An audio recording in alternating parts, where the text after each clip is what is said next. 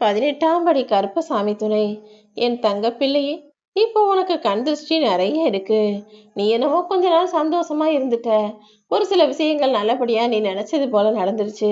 ஆனா அதை பொறுக்க மாட்டாம நீ நல்லா இருக்க, சிரிச்சிருக்க, சந்தோஷமா இருக்க, வசதியா வாழ்ற, அப்படி இப்படின்னு உன்னை சுத்தி இருக்கவர்கள் போட்டி பொறாமையோடு கண் திருஷ்டியோடு உன்னை பார்த்து கொண்டிருப்பதை அறியாமல் இப்படி அப்பாவித்தனமாக வெகுளித்தனமாக இருக்காதே.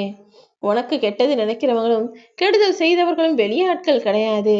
உன் கூடவே இருக்கிறவங்களாலதான் உனக்கு பிரச்சனைகளே வருது. அவங்களுடைய கெட்ட எண்ணமும் கெடுதலான சிந்தனைகளும் தான் உனக்கு ஆபத்தை வரவழைக்க கூடியதாகவும் இருக்கு. ஆனா இது புரியாமல் நீ எப்போதும் போல யதார்த்தமா ஓ வாழ்க்கையும் ஓ வேலையை பார்த்துக்கிட்டு இருக்கிறதுனால அவர்களை கண்டுகொள்ளாமல் இருப்பதால் தான் இன்னும் நீ கஷ்டப்பட்டுற கூடாதுன்றதுக்காக உன்னை காப்பாத்துறதுக்காக உடனே நான் ஓடோடி வந்தேன். ஏன்னா உன்னை சுத்தி சுத்தி வந்து பாதுகாத்து கொண்டிருப்பது உன் அப்பா கருப்பசாமி நான் தானே. உனக்கு கிடைச்சத பெருசுன்னு நினைக்கிற, எல்லாம் சரிதான். ஆனா இனிமேலும் கிடைக்காதது நினைச்சு யோசிக்கக்கூடிய எண்ணமே உனக்குள்ள வரக்கூடாது. காயப்பட்டுட்டோம், கவலைப்பட்டுட்டோம், பிரச்சனை வந்துருச்சுன்னு தவறான விஷயங்களை யோசிக்காமல் நல்லது நடக்க வேண்டும் என்ற சிந்தனையோடு வாழ நினைக்கிற உனக்கு நான் நிச்சயமாக நல்ல வழியை காட்டுவேன் என் செல்லமே. எல்லாருக்குமே ஆடம்பரமான வாழ்க்கையை அழகா வாழணுன்ற ஆசை இருக்கதான் செய்யுது. இருந்தாலும் ஆடம்பர வாழ்க்கை தான் வேணும்னு அடம் பிடிக்காம கிடைச்சதை கொண்டு திருப்தியாக வாழ நினைக்கும் ஆனந்த வாழ்க்கையை வாழ தயாராகு.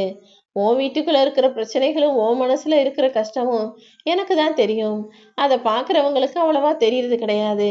அதனால அவங்க என்னவோ நீ ரொம்ப நல்லா இருக்க, ரொம்ப சந்தோஷமா இருக்கன்னு நினைச்சுக்கிட்டு உன் மீதும் உன் குடும்பத்தின் மீதும் திருஷ்டி வச்சிருக்கிறாங்க.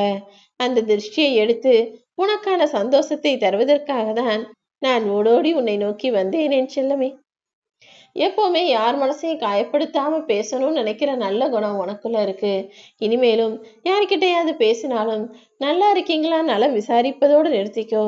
அதுக்கு மேல நீ ஏதாவது ஒரு வார்த்தை அவங்க கிட்ட சும்மாவே இருக்கோமே பேசணுமே நினைச்சு கேட்டீங்கன்னா அதை அவங்க தப்பா நினைச்சுக்கிட்டு பிரச்சனையை உண்டாக்கி இன்னும் மனசை காயப்படுத்திடுவாங்க.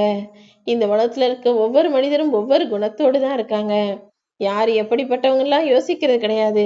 தான் நினைச்சதுதான் சரி, தான் சொல்றதுதான் சரின்னு யோசிக்கிற சில பேரும், அடுத்தவருக்கு ஒண்ணும் தெரியாது, அடுத்தவங்க செய்யறது எல்லாமே தப்புதான்னு நினைக்கக்கூடிய ஒரு சிலரும், இப்படி ஒவ்வொருவரும் ஒவ்வொரு குணமாக இருக்கும் இந்த உலகத்துல நீ நினைச்சா கூட யாரையும் மாற்றவோ திருத்தவோ முடியாது. இந்த உலகத்துல எப்படி ஒவ்வொரு மலருக்கும் ஒவ்வொரு வாசனை இருக்குதோ அதே போல ஒவ்வொரு மனிதருக்கும் ஒவ்வொரு மனசும் இருக்கு, ஒவ்வொரு குணமும் இருக்கு என் செல்லமே. அதனாலதான் நீ யாரையும் மாத்தவும் வேணாம், நீ யாருக்காகவும் மாறவும் வேணாம். நீ எப்போதும் நீயாக இரு. ஆனா மனிதர்களிடம் எப்படி பேசணும் எப்படி உறவாடணும் என்பதை மட்டும் தெரிந்து கொள்ள அது உன் வாழ்க்கைக்கு உபயோகமாக இருக்கும்னு சொல்றேன். நீ பறந்து போகக்கூடிய அளவுக்கு உனக்கு வசதிகள் இருந்தாலும் தரையில் நடந்து போகவும் கத்துக்கோ. ஏன்னா பறந்து போகக்கூடிய சிறகுகள் ஒருவேளை உன்னை விட்டு விலகி போயிடுச்சுன்னா அதற்காக நீ வருத்தப்படக்கூடாதல்லவா. எப்போதும் எளிமையான வாழ்க்கையை தெளிவான மனசோட வாழ தயாராகு. எப்பயாவது யாராவது வந்து உன் மேல குறை சொல்றாங்கன்னா நிஜமாவே அவங்க சொல்ற குறை உன்கிட்ட இருக்கா அல்லது அவங்க வேணும்னே சொல்றாங்களான்னு யோசிச்சு சுய பரிசோதனை செஞ்சுக்கிட்டு நிஜமாவே உன் மீது தவறு இருந்தால் அதை திருத்தி கொள்ளக்கூடிய ஆளாக நீ இரு. உன் குழந்தை உன்கிட்ட வந்து அம்மா அவங்க என்ன அடிச்சிட்டாங்கன்னு சொல்லும்போது உடனே அவர்களை போய் சண்டை போடாம அவங்க கிட்ட திட்டாம கோவப்படாம நீ என்ன செய்தாய் என உன் குழந்தையிடம் கேட்டு இருபுறமும் உள்ள தவறுகள் செய்து சரியதுன்னு புரிஞ்சுக்கக்கூடிய ஆளாக இருந்தாதான் நீ உன்னுடைய சந்ததிகளை இந்த சமுதாயத்துக்கு நல்ல சந்ததியா நல்ல தலைமுறையாக கொடுக்க முடியும். முதல்ல அடுத்தவங்களை குறை சொல்றதுக்கு முன்பாக நாம் என்ன செஞ்சோம்னு யோசிக்கக்கூடிய ஆட்களாக இங்கு எல்லாருமே மாற வேண்டும் என்று செல்லமே. உன் மனசுங்கிறது ஒரு காந்தம் போலதான். நீ எதை நெருங்கி போறியோ அது சீக்கிரமா ஒன்ன நெருங்கி வந்துடும். அதனாலதான் எப்போதும் நல்ல விஷயங்களின் பக்கம் போ. நல்லதே உன் வாழ்க்கையில தொடர்ந்து நடக்கும். ஒரு சிறு தவறு நீ செஞ்சாலும் அல்லது தவறான விஷயத்தின் பக்கம் நீ கவனத்தை திசை திருப்பினாலும் மீண்டும் மீண்டும் அது உன் வாழ்க்கையில நடந்து காந்தம் போல உன்னை சுத்தி சுத்தி வந்து உன் கிட்டையே ஒட்டிக்கிறோம். அதனாலதான் நடக்கிற எல்லாத்தையும் நீ பார்த்து நடந்துக்கோன்னு சொல்றேன். வலியும் வேதனையும் என்னன்னு உனக்கு தெரியும். அதே போலதான் எல்லார் வாழ்க்கையிலையும் வலியும் வேதனையும் கஷ்டமும் கவலையும் இருக்குன்றத புரிஞ்சுக்கிட்டு யாரையும் காயப்படுத்தாம பேச பழகு. ஒருத்தர் ஒரு தவறு செஞ்சுட்டாங்கன்னா அவங்க நிலைமையில இருந்து நீ பார்க்கணும். அவங்க ஏன் தவறு செஞ்சாங்க, எதுக்காக செஞ்சாங்கன்றதை யோசிச்சு பார்க்கக்கூடிய ஆளாக நீ இருக்கணுமே தவிர எந்த காரணத்தையும் யோசிக்காம நீங்க செஞ்சது தப்புன்னு ஒரு மனம் காயப்படும்படி அடுத்தவரை குற்றம் சாட்டாதே என் செல்லமே.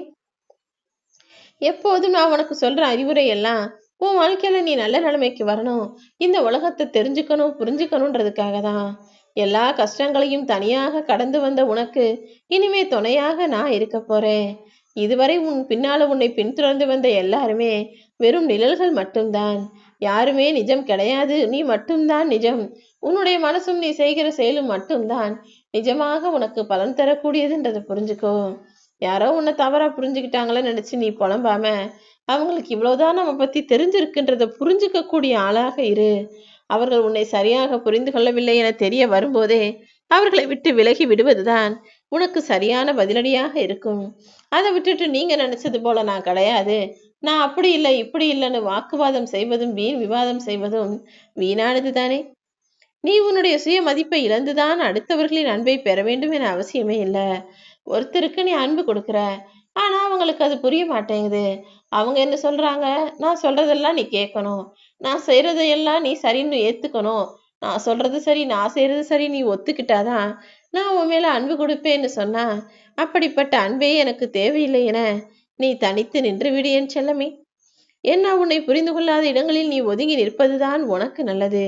நீ போற பாதை சரியாக இருக்கும்போது வழியில் நீ சந்திக்கும் மனிதர்களையும் உன்னை பத்தி குறை சொல்லும் மனிதர்களையும் பத்தி யோசிக்க வேணாம்.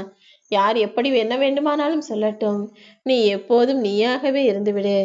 யார் உன்னை எந்த இடத்துல வச்சிருக்கிறாங்கன்றதே பல நாட்களுக்கு பிறகு இப்போதுதானே உனக்கு புரிய வருது. ஏமாற்றங்களும் கஷ்டங்களும் ஏச்சுக்களும் பேச்சுக்களும் துரோகங்களும் தொடர்ந்த பிறகு மனிதர்கள் எப்படிப்பட்டவங்கன்றதை இப்போது நீ புரிந்து கொண்டாய். இந்த உலகத்துல துன்பம் யாருக்கும் சொந்தமில்லை, இன்பம் யாருக்கும் நிரந்தரமும் இல்லை. இப்போது உன் வாழ்க்கையில இருக்கிற துன்பத்தை போக்கி சீக்கிரமே உனக்கான இன்பத்தை நான் தர வந்து விட்டேன் என் செல்லமே. இப்போ உன் வாழ்க்கையில இருக்கிற கஷ்டத்துக்கும் பிரச்சனைக்கும் காரணமானவர்களும், அது உன் வாழ்க்கையில வரக்கூடிய அளவுக்கு உன்னை நினைச்சு போட்டி பொறாமையோடு வாழ்பவர்களும் சீக்கிரமே என்னால சரி செய்யப்படுவார்கள். நீ எதை விதைக்கிறியோ அதுதான் உனக்கு நல்ல பலனை கொடுக்கும். எப்போதும் நல்ல செயல்களை விதையாவும் போடு. நீ அறுவடை செய்யும் போது அது உனக்கு நன்மையாக உன் கையில் வந்து சேரும் என் செல்லமே. எப்போதுமே ஒருத்தவங்களுக்கு கஷ்டம் வந்துருச்சு பிரச்சனை வந்துருச்சுன்னா உடனே யாரடா குறை சொல்லலாம், யார் மீது பழி போடலாம் என முட்டாள்கள் அதன் குறைகளையும் அடுத்தவர்களையும் தேடுவார்கள். ஆனால் என் பிள்ளையான நீ அறிவாளி. ஒரு காரியம் நீ நினைச்சது போல நடக்கல அப்படின்னா உன்னை நீயே உன் தவறுக்கு பொறுப்பாளனாக மாத்திக்கணும். நான் செஞ்ச ஏதோ ஒரு விஷயம் சரியில்லை, அதனாலதான் இப்படி நடந்துருச்சுன்னு புரிஞ்சுக்கிட்டு அடுத்த முறை அந்த தவறு நிகழாத அளவிற்கு உன்னையே நீ சரி செய்து கொள். ஒரு காரியம் நிறைவேறும் வரைக்கும் அதை பத்தி வெளியில் சொல்லாமல் அமைதியாக பொறுமையாக எல்லா விஷயங்களையும் செஞ்சுக்கிட்டு, எந்த விஷயமாக இருந்தாலும் அது நல்லபடியாக நடந்து முடிகிற வரைக்கும் அதை பற்றி யாரிடமும் பகிர்ந்து கொள்ளாதே. இந்த உலகத்துல சோம்பேறி எதையுமே சாதிக்க மாட்டான். ஏன்னா அவனால அவனுடைய சாதனைகளை பாதுகாக்க முடியாது. ஆனா நீ என்னுடைய அன்பு பிள்ளை, அற்புதமான அறிவு கொண்ட பிள்ளை, நிச்சயமாக சாதிப்பாய்.